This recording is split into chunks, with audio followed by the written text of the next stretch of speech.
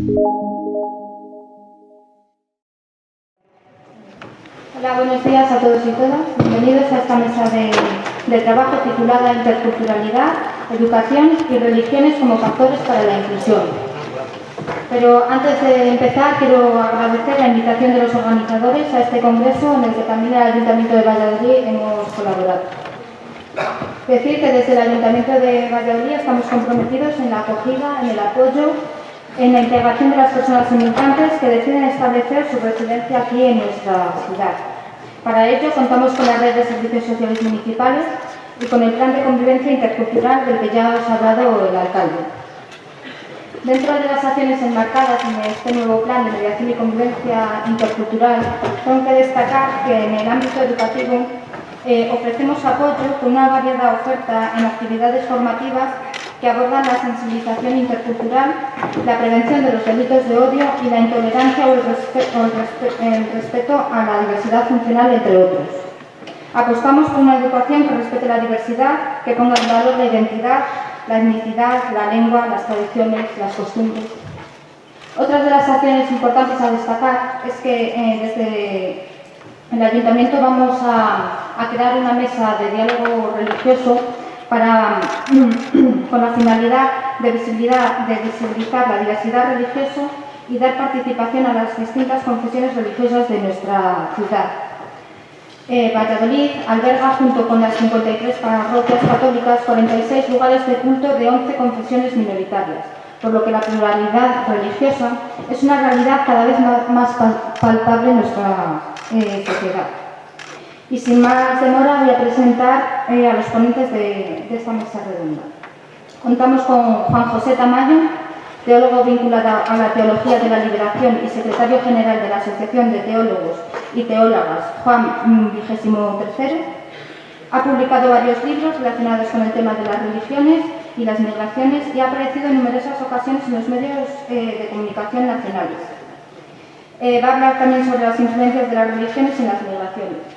Y también decir que recientemente ha publicado un libro, Hermano Islam, de la editorial Trota, en la que podéis adquirirlo, los que estéis interesados. Después contaremos también con la intervención de José María Hernández Dial, que es un catedrático de la Universidad de Salamanca en el Departamento de Teoría e Historia de la Educación, experto en interculturalidad, con algunas publicaciones sobre la educación en Iberoamérica.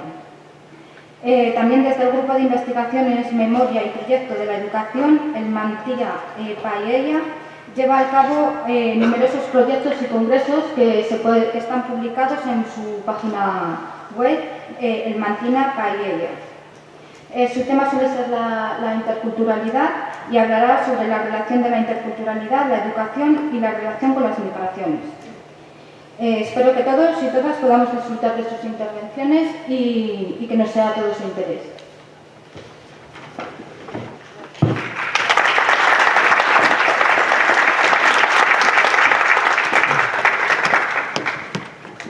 Buenas tardes, tengan todas y todos. Estoy encantado de volver a esta universidad y muy especialmente de venir al aula Mergelina, donde tantas intervenciones y participaciones he tenido para escuchar y aprender y al mismo tiempo pues, para transmitir mis opiniones. Y estoy muy agradecido a la universidad y en concreto a Martín Rodríguez, el Rojo. Me gusta poner el segundo apellido a Martín porque creo que refleja muy bien una determinada orientación a la que él no renuncia, sino todo lo contrario. Martín es un entrañable amigo, es un paisano palentino y es un colega y excelente compañero. Y me siento también pues realmente alegre y satisfecho de compartir esta mesa rectangular, que no cuadrada, pero la vamos a hacer redonda, con José María Hernández, el Chema, que recuerdo que hace ya bastantes años, quizás 8 o 10, me invitó a un curso de verano en la universidad de Salamanca.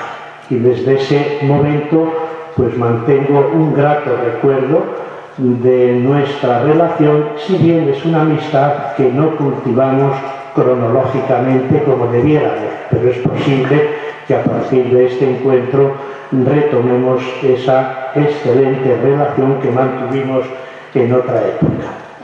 El título de mi intervención va a ser Las religiones monoteístas y el mar Mediterráneo.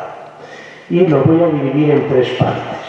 Primero, me referiré a lo que hoy es, desde el punto de vista de la migración y del refugio, el Mediterráneo, que ha pasado de ser un mar abierto e intercultural a ser una frontera inexpugnable y una fosa común de muertos, de personas anegadas. Pero no cualquier persona, sino de personas anegadas del sur global.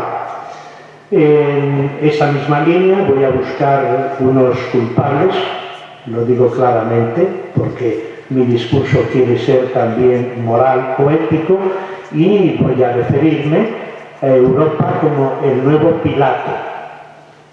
No tengo que explicar quién fue Pilato. Y la tercera idea de esta primera parte es invertir la relación entre barbarie y civilización. Generalmente, desde la época de los griegos, los bárbaros eran los de fuera, en aquel momento quienes no hablaban griego, y los civilizados pues eran las personas que se movían en el ámbito de la Academia Europea. Voy a intentar mostrar cómo se ha producido una inversión. Los bárbaros somos nosotros y las personas migrantes y refugiadas son realmente las personas civilizadas. En la segunda parte voy a intentar ofrecer cuáles son las que a mí me parecen, que son los valores éticos de las religiones monoteístas.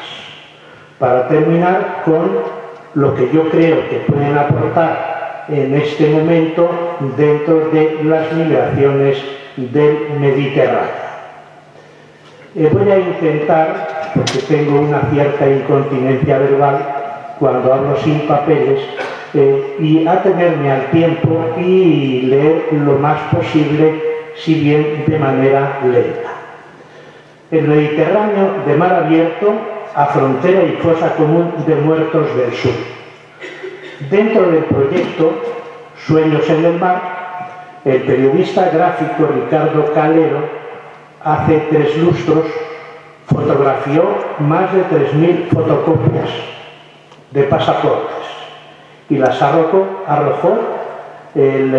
al mar Mediterráneo en el Cabo de Gata. ¿Para qué? Para seguir después fotografiando su recorrido. Con ese gesto quería visibilizar el drama de la inmigración. En los últimos años son miles y miles, no de fotocopias, sino de cadáveres de personas migrantes y refugiadas del sur global, que tras una fatal travesía encuentran la muerte en el Mediterráneo.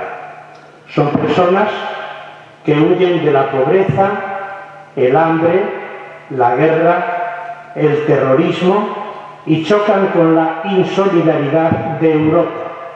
Una Europa que se autodefine cínicamente, a mi modo de ver, como moderna, ilustrada, humanista, desarrollada, pluralista, tolerante, hospitalaria y sin fronteras.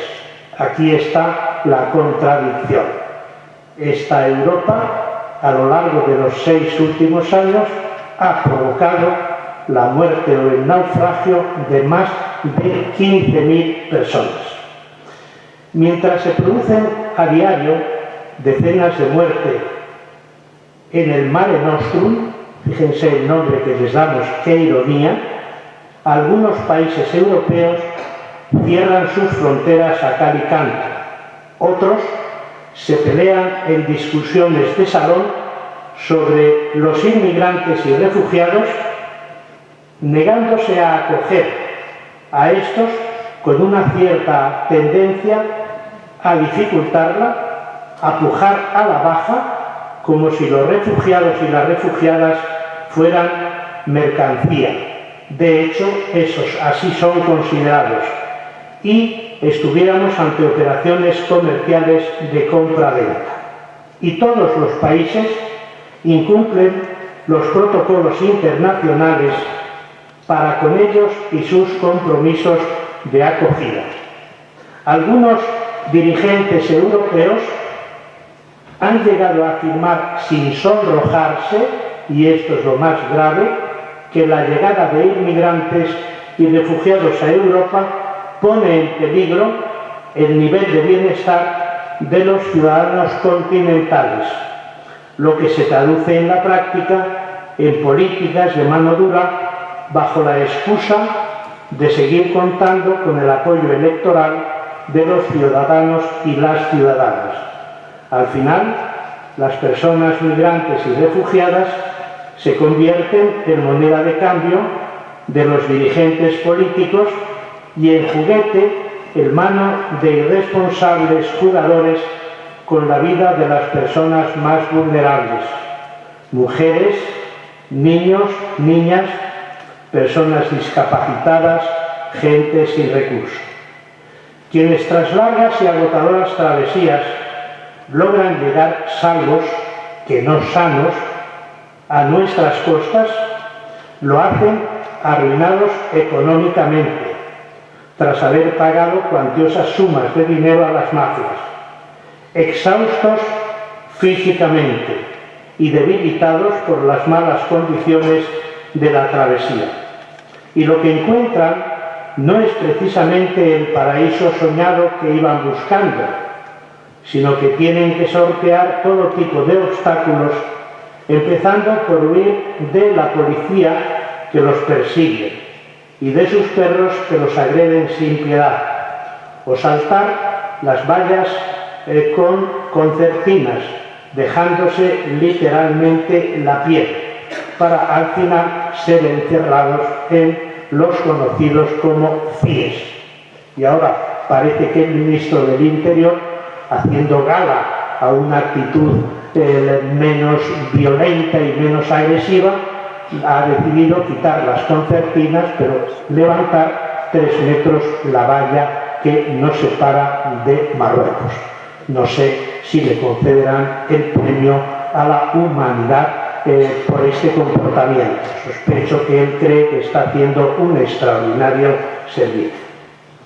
El Mediterráneo ha sido un mar abierto, sin fronteras, de intercambios comerciales, de diálogo y hospitalidad entre las dos orillas, un espacio intercultural, interreligioso, interlingüístico, interétnico, interfilosófico, intercosmovisional, puente entre 3 continentes, Asia, África y Europa. En él han convivido durante siglos y milenios plurales y diferentes culturas, religiones, civilizaciones y lenguas. Y es esa pluralidad la que constituye su mayor riqueza. Pero ha sido también, no podemos ser ingenuos, ha sido también un mar de enfrentamientos bélicos, de choques culturales, de guerras de religiones, que ha provocado todo tipo de discriminaciones étnicas, políticas, sociales, culturales, de género y de agresiones múltiples medioambientales. Hoy se ha convertido en mar de fronteras infranqueables, foso de separación entre el norte y el sur, espacio de exclusión, xenofobia, islamofobia, racismo, espacio, en fin, de todas las fobias hacia los otros y las otras y hacia todas las personas diferentes. Peor aún, el Mediterráneo es hoy fosa común de muertos anónimos del sur, cementerio de grupos humanos y pueblos enteros que huyen del hambre y de la miseria, de personas que huyen del terror, de la violencia, de los fanatismos religiosos que matan en nombre de Dios, de personas refugiadas víctimas de las dictaduras, gobiernos militares, regímenes corruptos, guerras civiles, conflictos religiosos, en todos los casos con la colaboración mortífera de las potencias internacionales inmersas en operaciones de venta de armas y no de contribución al desarrollo. Todas estas personas son consideradas población sobrante, producto de la cultura del descarte, como ha denunciado el Papa Francisco en su encíclica La alegría del Evangelio. Ya no son personas que se encuentran en la periferia o que carezcan de poder, sino que son personas que están fuera, son desechos, son sobrantes. Y este es el triste resultado de la globalización, de la indiferencia que nos vuelve incapaces de compadecernos ante los clamores de los otros y nos impide llorar ante el drama de los demás, como si todo fuera una responsabilidad ajena que nos incumbe. Y digámoslo claramente, son víctimas de un sistema basado en la idolatría, es decir, en la adoración al dios dinero, efecto del capitalismo sin entrañas y resultado de la acumulación mafiosa del capital. Segundo, Europa, nuevo Pilato. A los ojos de Europa, las vidas de estas personas carecen de valor. Mueren antes de tiempo, por falta de hospitalidad, abandonados a su suerte por mor de este sistema salvaje, que se sustenta en una ideología inhumana, el neoliberalismo, que niega a las mayorías empobrecidas el derecho fundamental a la vida y solo reconoce un derecho al que están sometidos todos los demás, el derecho de propiedad. Y por salvar ese derecho están dispuestos a sacrificar a miles y miles de personas que tienen que atravesar el Mediterráneo en condiciones totalmente sin posibilidades algunas de protegerse. Son muertes cínicamente lamentadas, pero no sentidas ni lloradas por los poderes políticos y económicos europeos, sin entrañas de misericordia ni espíritu compasivo. Europa tiene los ojos secos y endurecidos, por eso no puede llorar. Solo tiene intereses que defender y los defiende a costa de la vida de hombres y mujeres, niños y niñas que se arriesgan a navegar en inseguras embarcaciones solos ante el peligro. Unos intereses que protege cerrando sus fronteras por tierra y aire a cal y canto y poniendo diques al mar, en el sentido literal, para evitar la entrada de los bárbaros en nuestro continente, que es un continente el más civilizado de todos los continentes del planeta. En el fondo, es el miedo a los bárbaros lo que lleva a los gobiernos europeos a actuar de manera tan inmisericordia y, en definitiva, criminal. El Shadli Clivi, exsecretario general de la Liga Árabe, afirma, creo que con razón, que, comillas, Europa mira a los países de la ribera sur del Mediterráneo de manera humillante y arrogante, lo que se traduce en una valoración negativa de la civilización islámica árabe. Pero este juicio o esta crítica no se dirige solo a la Europa política, sino que también le afecta directamente a la Europa religiosa. Un ejemplo claro fueron las declaraciones insolidarias de hace 3 o 4 años del actual arzobispo de Valencia, el cardenal Cañizares, condiscípulo riguroso mío, y a quienes a los dos nos dirigió la tesis doctoral el profesor Casiano Floristal. Pero eso no me exime de reconocer esa insolidaridad cuando en un foro que se celebró en un espacio que se llama la Europa Mediterránea, se preguntaba si la invasión de emigrantes y refugiados es todo trigo limpio o viene con mucha mezcla. Incluso decía, mucho cuidado, que pueden ser como el caballo de Troya.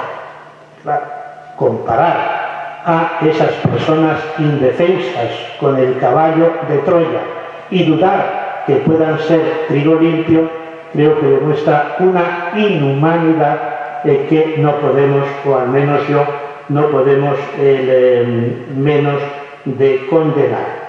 Y en esa misma comparecencia, recuerdo, relativizó las consecuencias negativas de la crisis económica en nuestro país, ya que dijo no ver, comillas, a más gente pidiendo en la calle o viviendo bajo un puente que antes.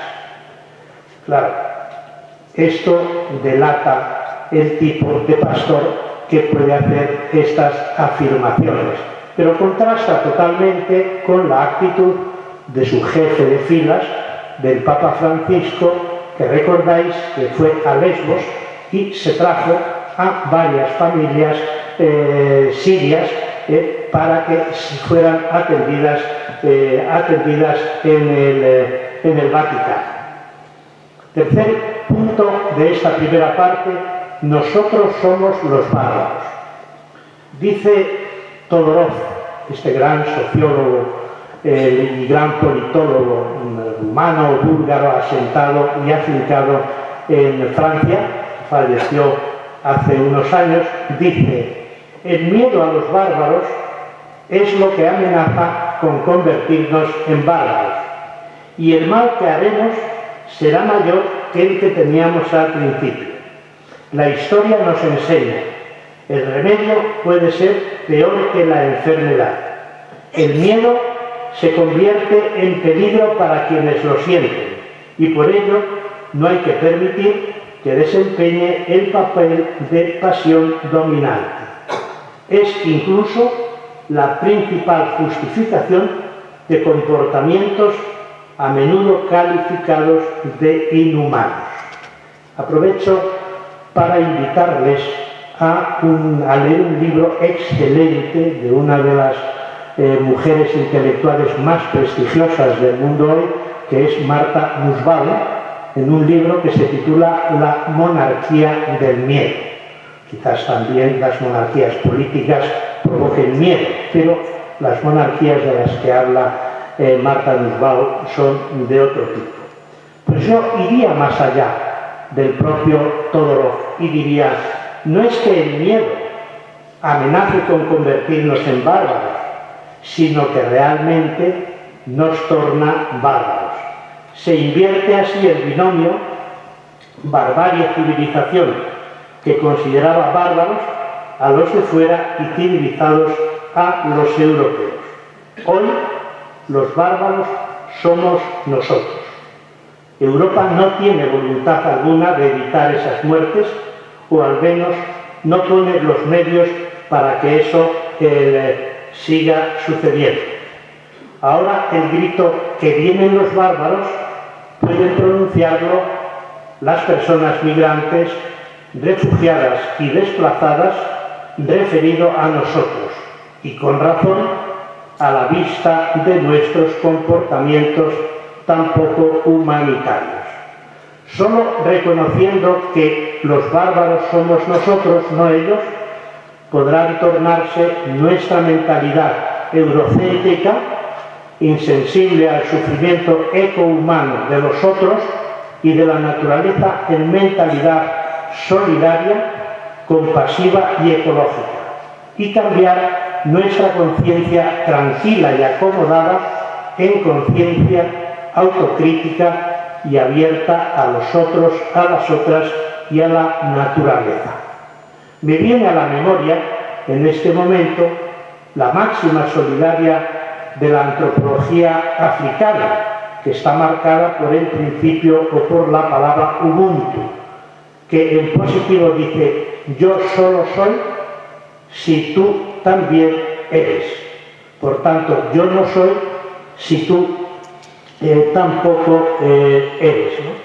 Tengo los datos de estas muertes en el Mediterráneo, no los voy a ofrecer, el texto está escrito, me ha dicho Martín que posiblemente se publique, y entonces pues ahí pueden verificar empíricamente lo que estoy diciendo con las cifras que hablan de los 6 últimos años de 15.000 náufragos en el Mediterráneo.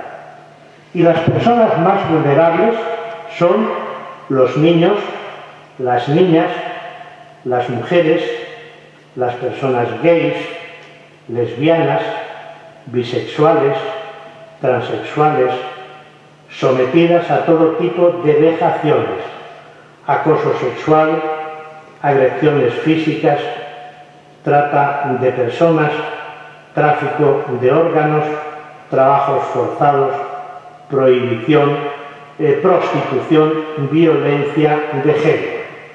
Claro, ante esta situación tenemos que hacernos una pregunta. ¿Podían haberse evitado estas muertes? ¿Pueden evitarse en el futuro? Yo creo que ciertamente sí. No podemos caer en ese fatalismo histórico cruzándonos de brazos diciendo que es una situación irresoluble y que no tiene solución. Entonces, ¿cómo? Obligando a los gobiernos a cumplir los protocolos internacionales en materia de acogida de las personas refugiadas, abriendo rutas seguras de migraciones que impidan a los refugiados y refugiadas caer en las redes extorsionadoras de las mafias, apoyando y no condenando o demonizando, como suele hacerse, a las organizaciones humanitarias que trabajan sobre el terreno, con políticas de apoyo al desarrollo en los países de origen, eliminando fronteras, fomentando el diálogo intercultural, interreligioso e interétnico, y luchando contra el terrorismo y no apoyando. Llegado aquí, entraría en la segunda parte de la exposición, todavía quizás más breve y más resumida. Las ciudades del Mediterráneo, las sociedades surgidas en torno a este mar, comparten una triple herencia. Primero, la herencia de las religiones monoteístas, judaísmo, cristianismo e islam. Segunda herencia que comparten el componente griego y romano, la filosofía, las ciencias, el derecho. Y la tercera herencia que comparten es la cultura de la Ilustración, caracterizada por la universalidad de la razón, de los derechos humanos, si bien tengo que decir que solo en teoría, porque la filosofía que defendió en la Ilustración y la modernidad la universalidad de la razón y de los derechos humanos, la negó al mismo tiempo a diferentes colectivos, de entrada a las mujeres, ¿no? ¿Recordáis el título de la Declaración de la Revolución Francesa? Declaración de los Derechos del Hombre y del Ciudadano, con lo cual todas las mujeres francesas fueron excluidas de esos derechos, hasta el punto de que una política muy prestigiosa, una intelectual de primera categoría, como fue Olimpia de Guz, dijo, ah, sí, 1789, Declaración de los Derechos del Hombre y del Ciudadano. Pues yo, dijo ella, voy a proclamar otra declaración, que es la Declaración de los Derechos de la Mujer y de la Ciudadana. Pero es que, claro, fíjense que todos los ilustrados, en su mayoría varones, también hubo ilustradas mujeres, pero fueron olvidadas, hubo ocultadas, buena parte, si no todos los ilustrados, excluyeron de la universalidad de la razón y de los derechos humanos, pues a las comunidades indígenas, a las comunidades negras y a todas aquellas comunidades que no estaban dentro del entorno cultural de Europa. Claro, estas tres herencias yo creo que han entrado clarísimamente en crisis, ¿no? La herencia monoteísta del judaísmo, del cristianismo y del islam ha entrado en crisis. ¿Por qué? Por el fenómeno de la secularización. Segundo, por el fenómeno de la crítica moderna de la Ilustración, de los maestros de la sospecha. Y tercero, por la emergencia de lo que se llaman hoy los nuevos ateísmos. Y en ese sentido, pues esa herencia ha ido perdiendo relevancia y significación. La otra herencia, la herencia de la cultura del derecho, de la filosofía y de la ciencia griega y romana, pues exactamente lo mismo, ¿no? Él está perdiendo pues toda esa fuerza y toda vitalidad transformadora desde el punto de vista racional. Y lo mismo pasa con los grandes ideales de la Ilustración moderna europea, que se están vaciando y están siendo objeto de crítica para entrar en los procesos pues, de posmodernidad, neos. Siempre que ustedes escuchen una palabra que tiene un post o un neo, duden de ella, porque es peor que la marca original. Y en este caso, todo lo que es post y todo lo que es neo, referido a esos momentos de emancipación de la historia de Europa, pues son sencillamente el vinagre en el que se ha convertido el vino espumoso de esa historia de la modernidad. En este ambiente y en este clima, las religiones monoteístas transmiten valores.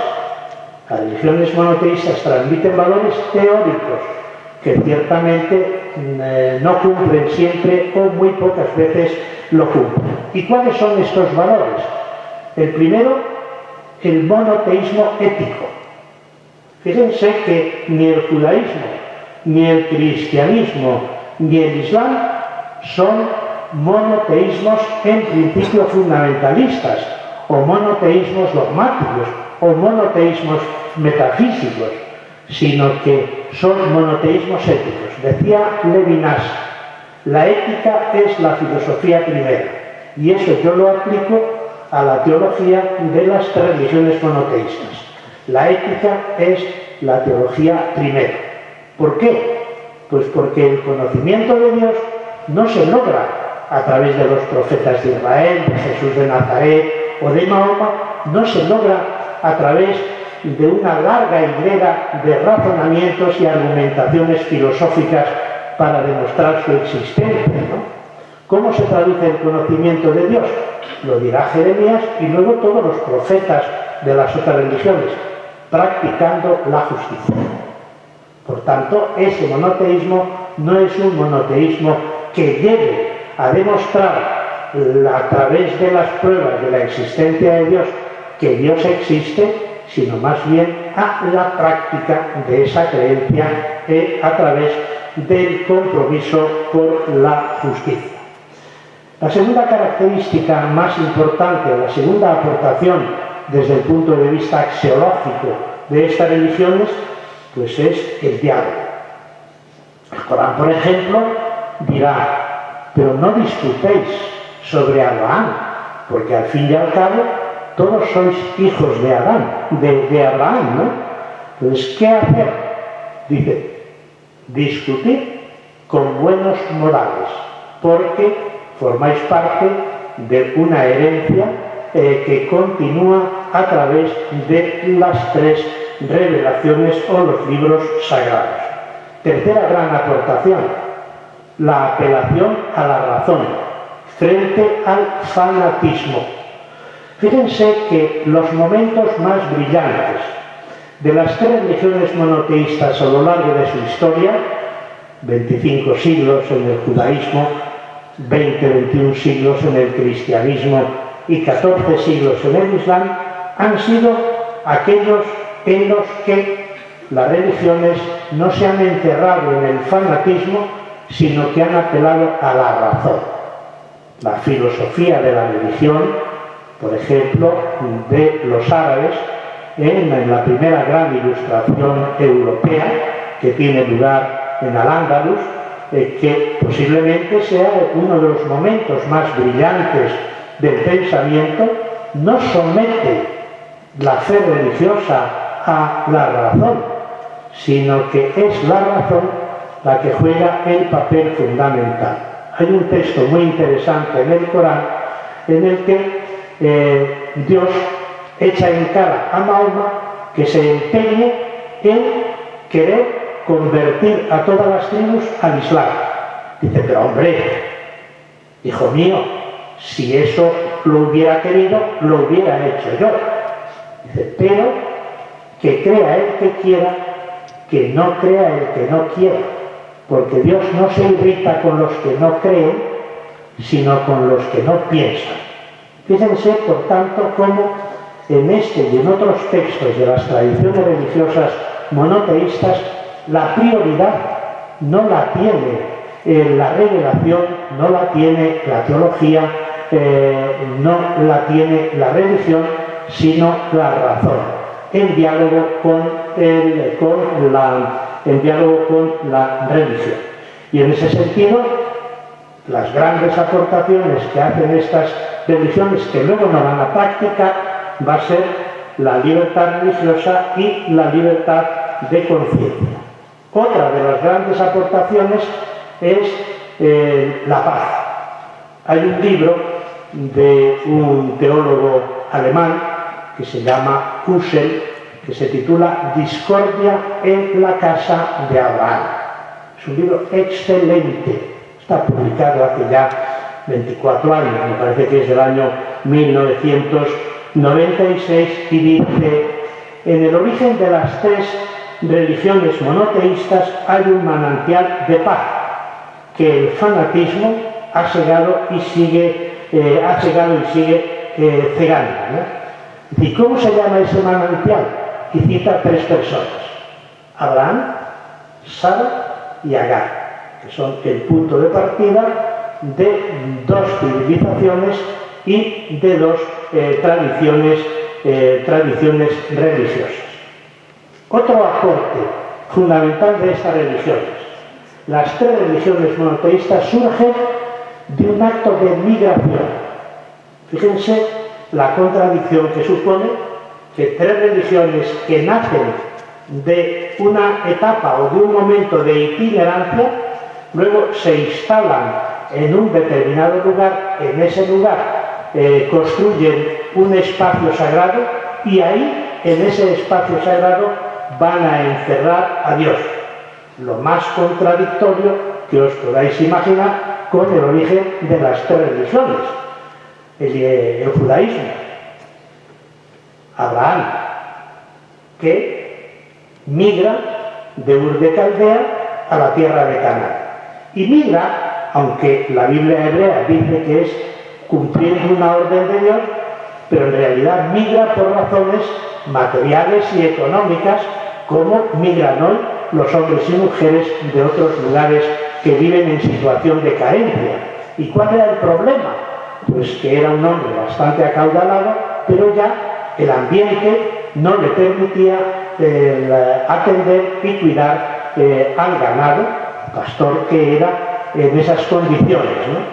O el caso, por ejemplo, del acontecimiento más importante, que es el fundante de la religión hebrea, que es el Éxodo, es decir, la salida de la esclavitud de Egipto bajo el sometimiento del faraón hacia la tierra prometida. Y lo mismo cabe decir del cristianismo. ¿Cómo se convierte el cristianismo en una religión universal?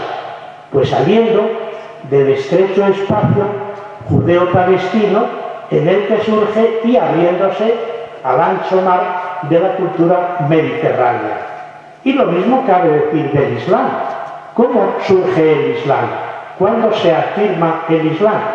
En el momento en el que Mahoma es perseguido, incluso por miembros de su propia familia, por la crítica económica que hace desde la religión monoteísta y teniendo que huir de la persecución hacia otro lugar que es Medina o Yathrib. Y así sucesivamente.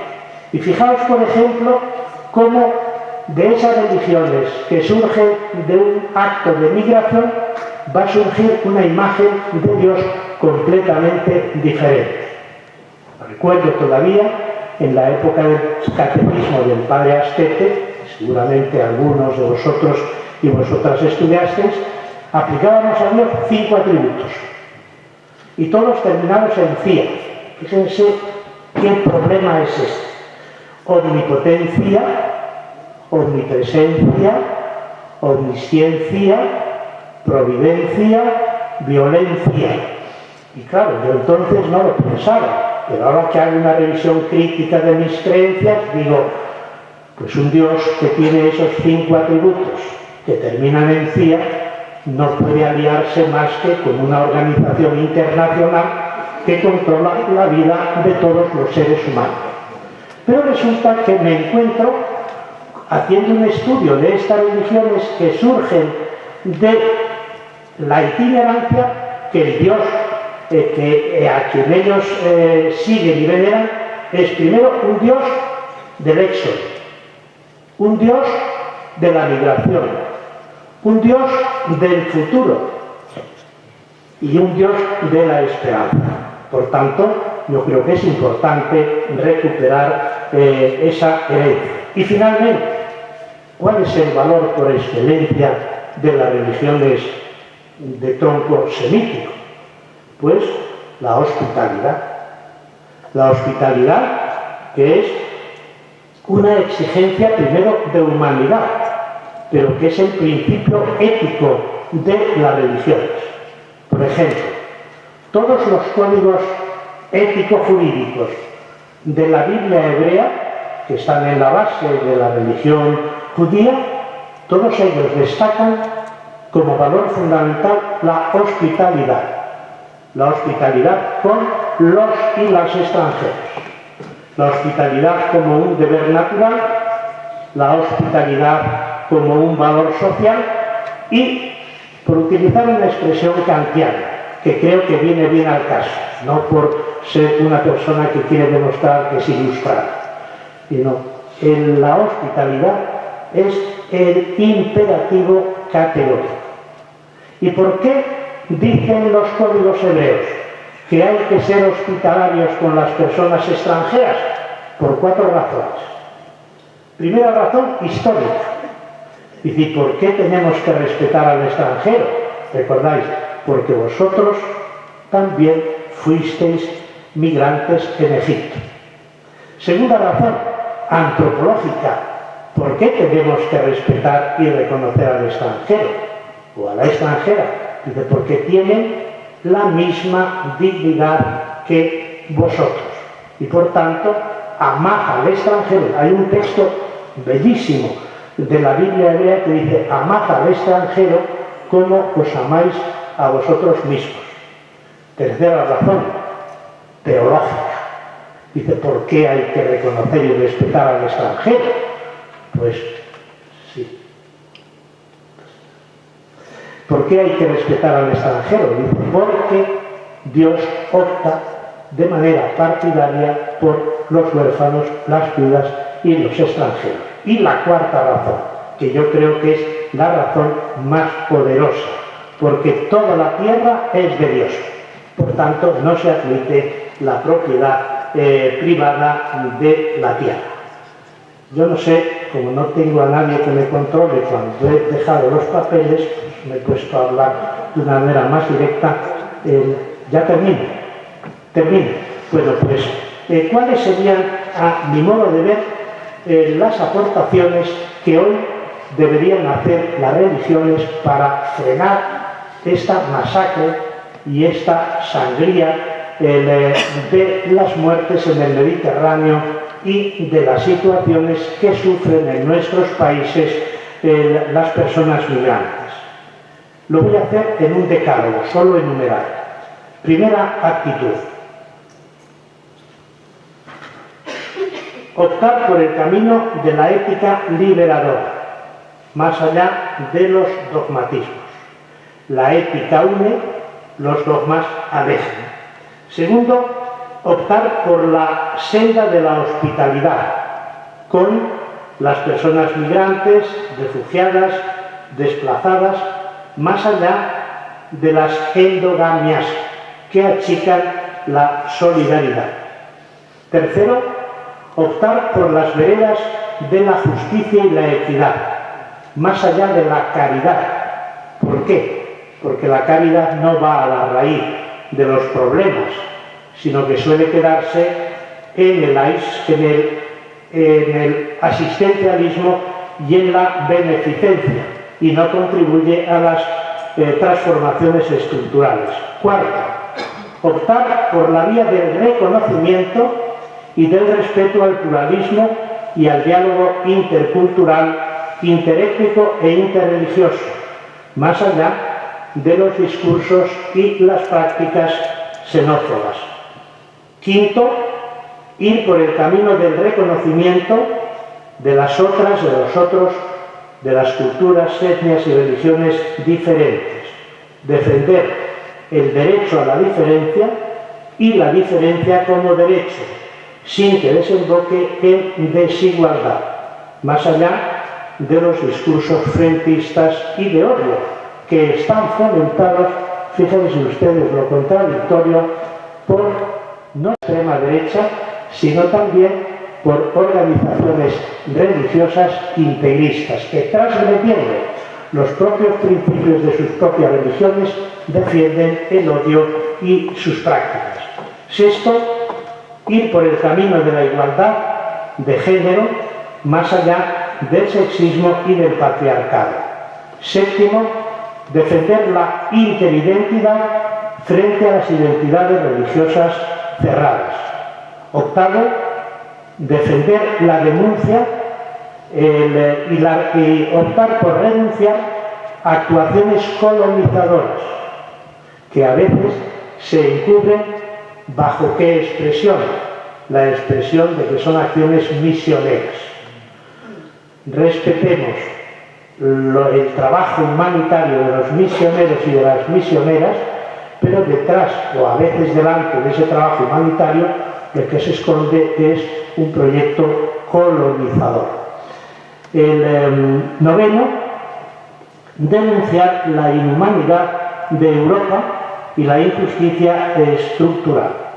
Y décimo, defender los derechos humanos, pero no a través de declaraciones falsamente universalistas, sino a través de prácticas de defensa de los derechos humanos de aquellas personas y grupos sociales a quienes esos derechos se les niegan. Yo creo que si las religiones monoteístas u otro tipo de las mismas no siguen este camino, pues se van a hacer ellas a sí mismas el harakiri y van a perder todo tipo de relevancia.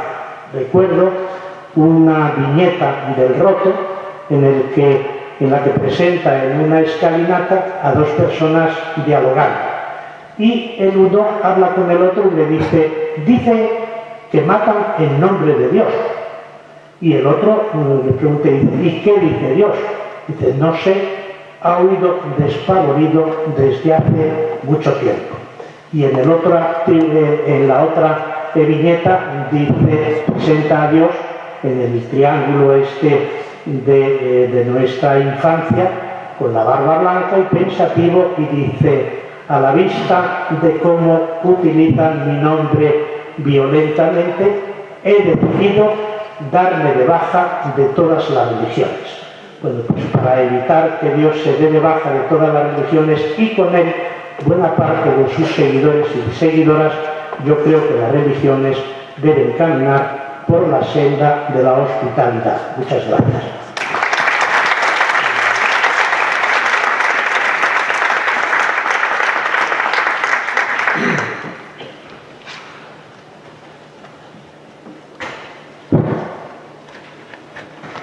Bien, buenos días o buenas casi noches a todos los presentes, participantes en este tan interesante congreso, coloquio Migraciones Humanas y Refugio, Tragedia u Oportunidad, que yo creo que no tendría que ser disyuntiva, sino conjuntiva, porque son dos realidades realmente no enfrentadas, sino consiguientes, ¿no? En primer lugar, quisiera agradecer la invitación que la Universidad de Valladolid, el área de cooperación internacional y muy especialmente el profesor Martín Rodríguez Rojo, que fue el profesor mío de bachillerato, amigo, y quien me dejó ciertas simientes en muchos de nosotros, ¿no?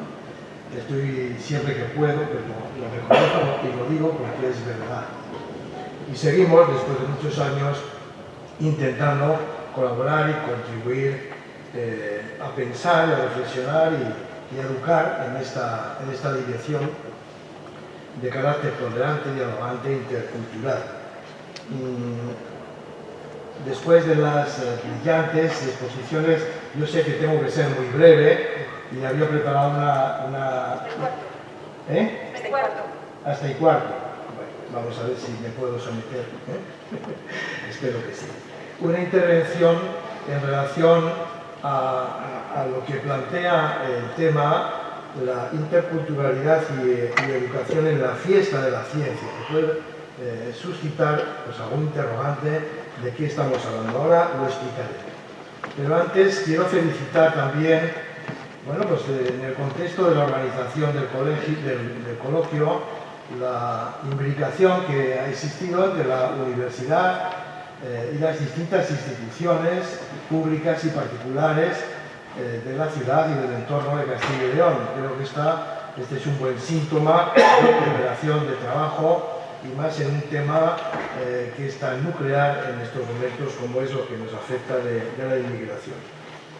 Además, yo creo que estudiado desde una perspectiva y con lecturas transversales desde distintas procedencias nos permite situarnos quizá mucho mejor. Yo voy a hablar desde lo que tradicionalmente ha sido el espacio de las élites, no tanto gobernantes como intelectuales, como ha sido. Yo creo que ahora no lo es tanto las universidades.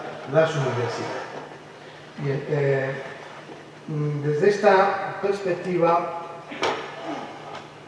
bien, el esquema que no voy a desarrollar con detalle, pero el esquema que vamos a seguir es, en primer lugar, afirmar que, a pesar de que hay pues, una controversia constante, permanente y motivada por actitudes nefandas, despreciables, de carácter, pues en muchos casos político y en todo caso social, de desprecio y de persecución incluso a lo diferente, a lo étnicamente diferente, al inmigrante, al refugiado. Ahí se están produciendo desde hace ya algunos años un conjunto de respuestas favorables. Yo procuro pensar en positivo casi siempre, ¿no?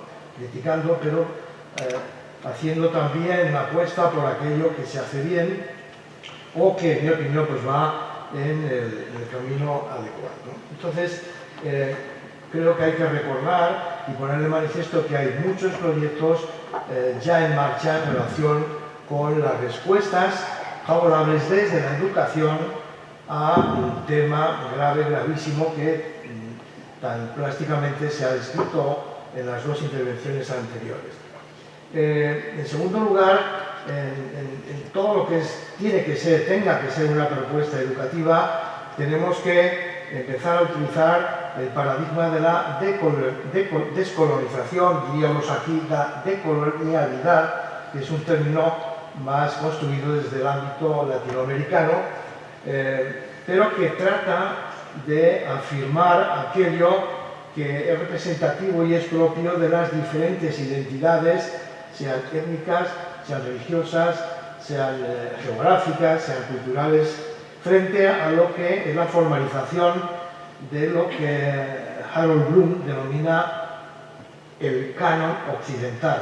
Es decir, que lo único válido, aquello que realmente tiene todas las respuestas perfectamente seguras y aseguradas, es lo que procede de Occidente, que es la cultura superior, que es la ciencia superior, que es la política superior. Es una lectura muy interesante que nos invita a aplicarlo a todas las cuestiones de la vida social, de la vida pública y desde luego a la educación es absolutamente imprescindible. En tercer lugar, brevemente, ¿qué es eso del discurso y el símbolo en el contexto universitario? Estamos en una universidad, estamos en una especie de paraninfo, por lo menos desde una plataforma superior, pero vamos a hablar, y he elegido un tema, mejor dicho, un tipo de muestra y de información un poco sorprendente para el contexto en que nos movemos. Ahora lo explicamos. La fiesta de la ciencia, que es una afirmación positivista de los sectores alternativos ya desde el siglo XIX frente al discurso ortodoxo procedente del ámbito eclesial tradicional.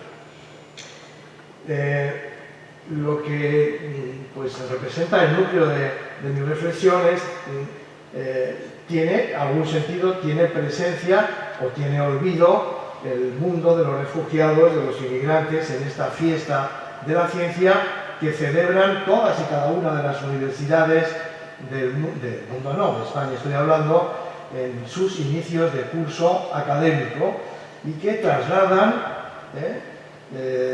pues una carga ideológica que hay que desenmarañar, que hay que desmontar, que hay que hacer hermenéutica de ella, diría Gadamer, en términos de qué es lo que nos quiso decir el orador cuando nos habla desde ese ámbito especial que es el estrado del paraninfo de la universidad, de las universidades. Expondré técnicamente cuántas lecciones originales, lecciones inaugurales se han pronunciado y las que he manejado desde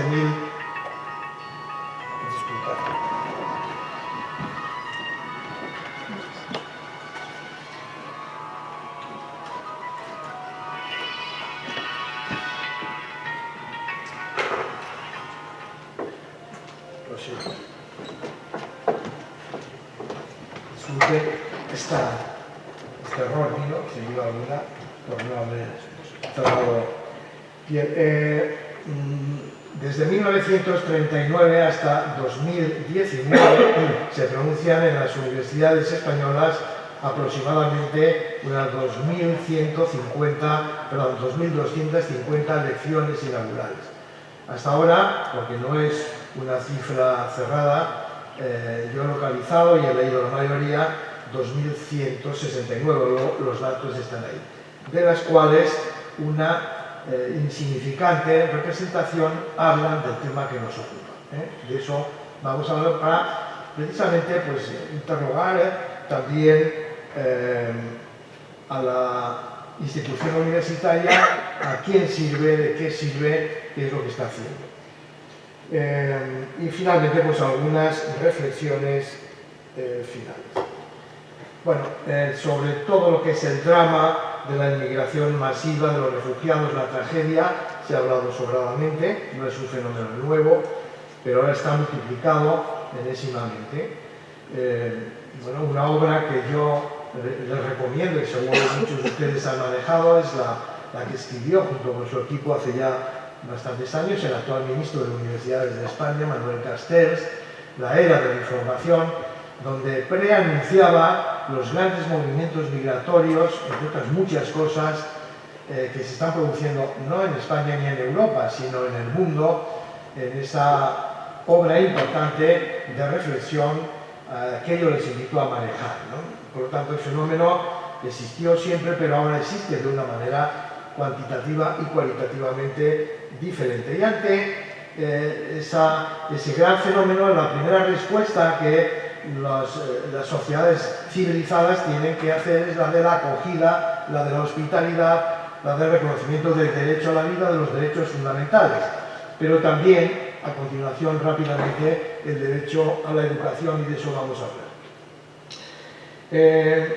En la historia reciente de España, al hablar del tema de la inmigración, hoy diríamos que hay ya decenas y centenares de trabajos relacionados con lo que estamos ahora mismo comentando, pero un punto de referencia, sin duda alguna,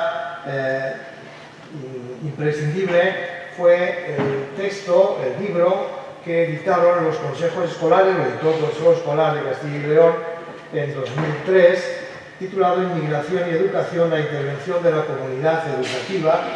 Santiago Esteban, que nos acompaña, fue uno de los artífices directos de la organización de esta obra que pues muy gustosamente impulsamos y suscitamos a todos los consejos escolares y el Consejo Escolar del Estado de la España del momento, una revisión de cómo se actúa, cómo se había que empezar a actuar ante los problemas nuevos que se suscitaban con la presencia y la llegada masiva de miles de familias nuevas de distintas procedencias con su mochila de niños que urgían tener una respuesta institucional colegiada desde el Ministerio de Educación o desde las consejerías de las comunidades autónomas de educación que ya tenían en aquellos momentos sus respectivas responsabilidades. Por lo tanto, desde el punto de vista organizativo ya hay muchas iniciativas y todas las comunidades autónomas y desde luego las políticas generales del Estado abordan insuficientemente todavía en muchos aspectos esta temática, pero lo hacen y que funciona con bastante buen criterio en muchos casos, con algunas debilidades también. No insisto más en esta cuestión.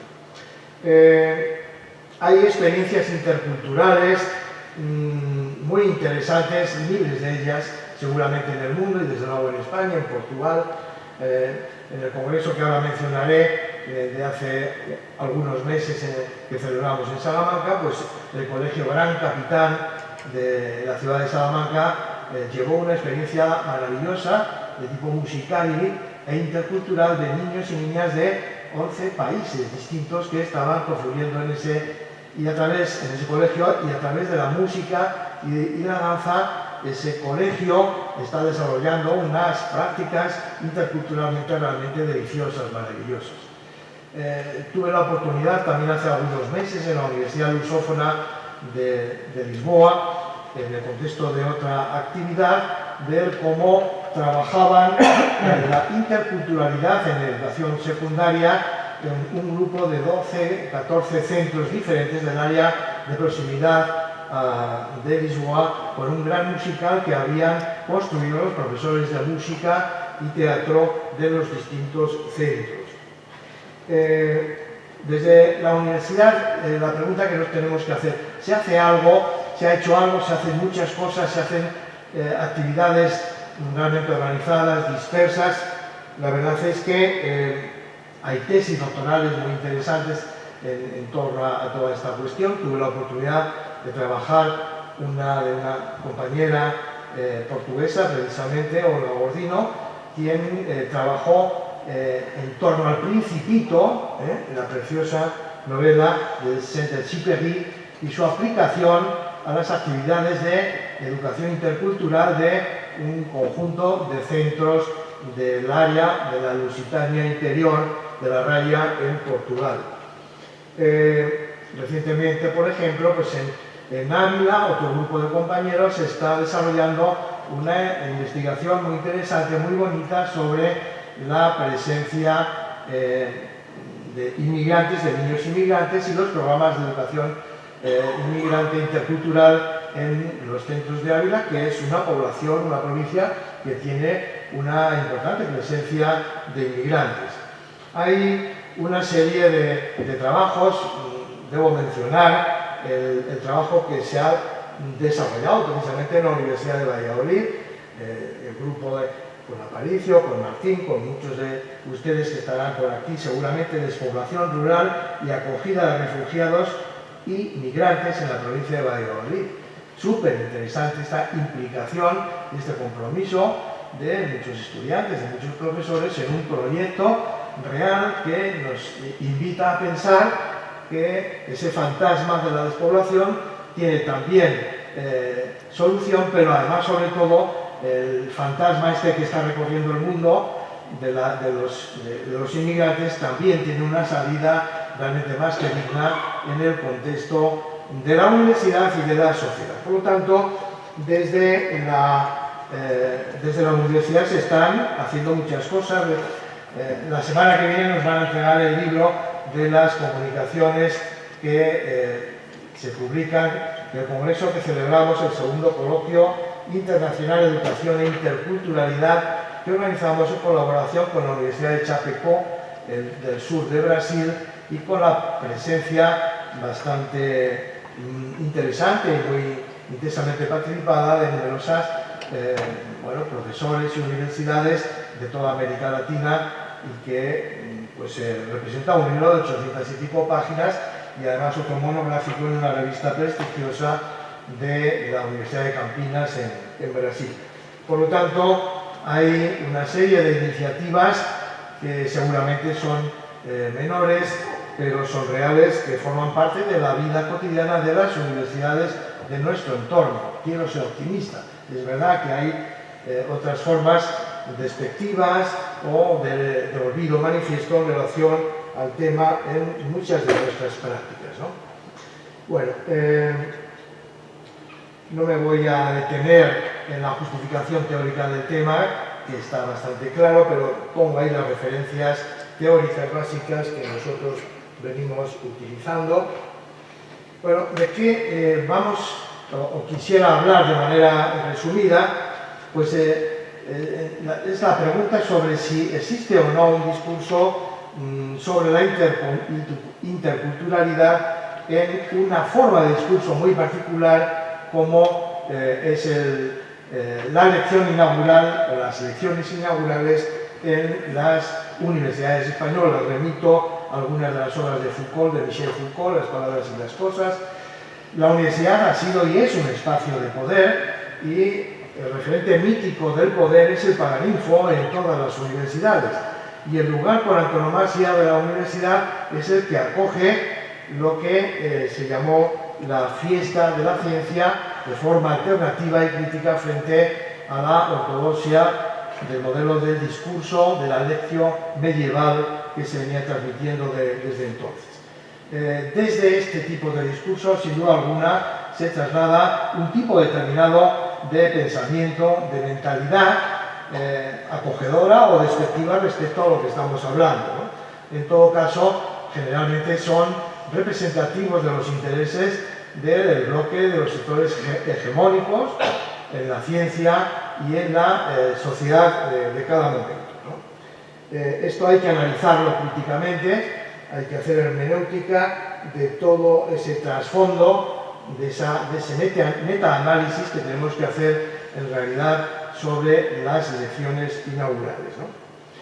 Bueno, explico cómo se ha ido construyendo, pero sobre todo me interesa destacar quién son los oradores en estas lecciones inaugurales. Son generalmente pues, catedráticos senior, generalmente de prestigio intelectual en sus distintos sectores, que van siendo elegidos o propuestos por sus respectivos rectores, a propuesta a su vez de las facultades. En todo caso, no son cualquiera dentro de las universidades, sino que generalmente representan, son exponente de un cierto poder intelectual y social, sin duda alguna, dentro de la universidad, y que al mismo tiempo, en su elección temática, sea de la química, sea de la literatura, de la sociología, de lo que sea, son representativos de hacia dónde está caminando la ciencia en ese momento. Y por eso es muy interesante ver esta perspectiva diacrónica de cómo se han ido desarrollando las lecciones inaugurales en la Fiesta de la Ciencia y cómo van apareciendo nuevos temas que son emergentes. Uno de ellos es precisamente el de la migración y la interculturalidad. Ahora veremos con datos concretos cuándo y cómo y quiénes son los que hasta ahora han trabajado estas temáticas. Luego, si cabe alguna cuestión, no sé qué pasa aquí.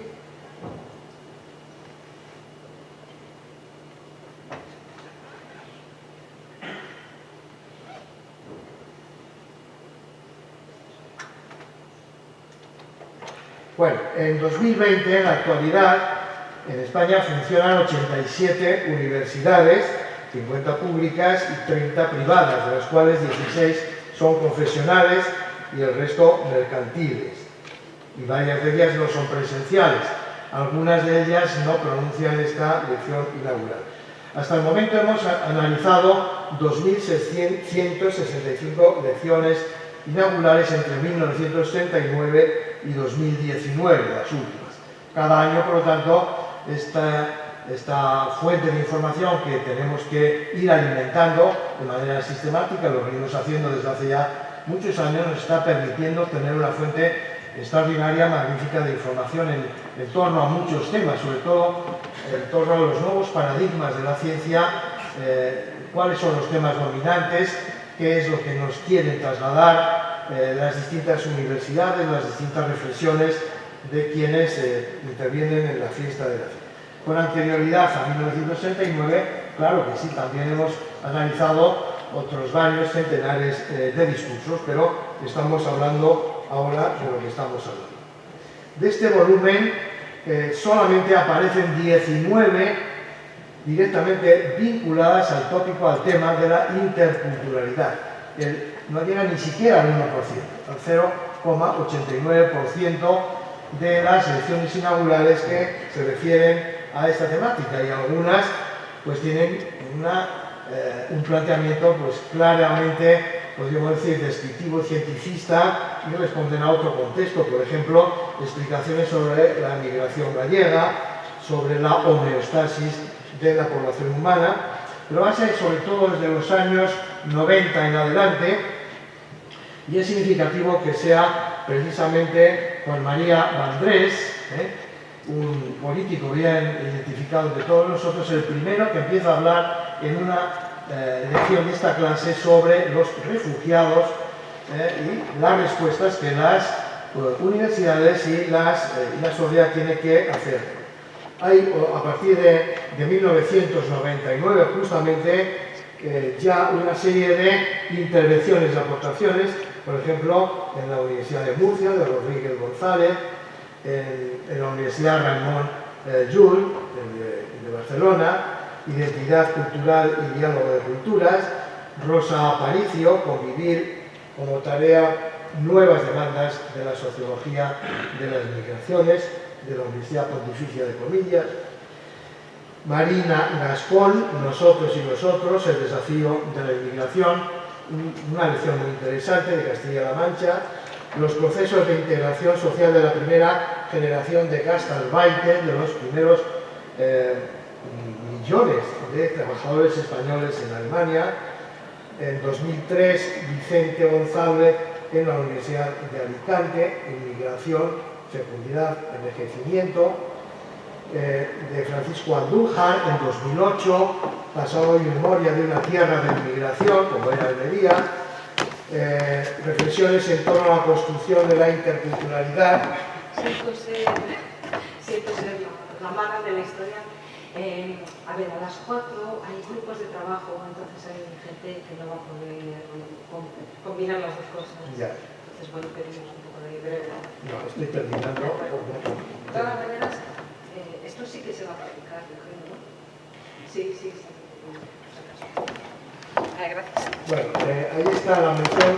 Vemos como es justamente en los últimos años, por eso digo que es un paradigma emergente de la ciencia social, en este caso las ciencias sociales, desde el año 17 hasta el 19 se han ido produciendo un número cualitativa y cuantitativamente significativo de elecciones inaugurales. Bueno, algunos de los resultados: estamos ante un acto con un profundo significado simbólico, y es un hecho realmente privilegiado. Procede sobre todo de las ciencias sociales, de las ciencias experimentales. No aparece ningún dato de referencia.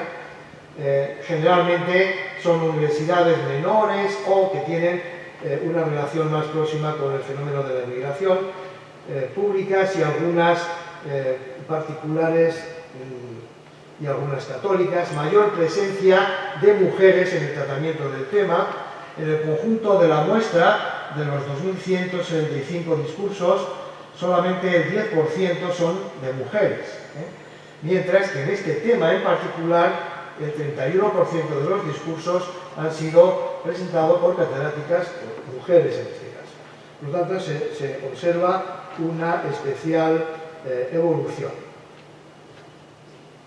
Bueno, en todo caso, creo que hay que afirmar que lamentablemente todavía hoy es un tema, en el contexto general de la universidad, de las universidades españolas, es un tema escasamente relevante en términos de magnitudes.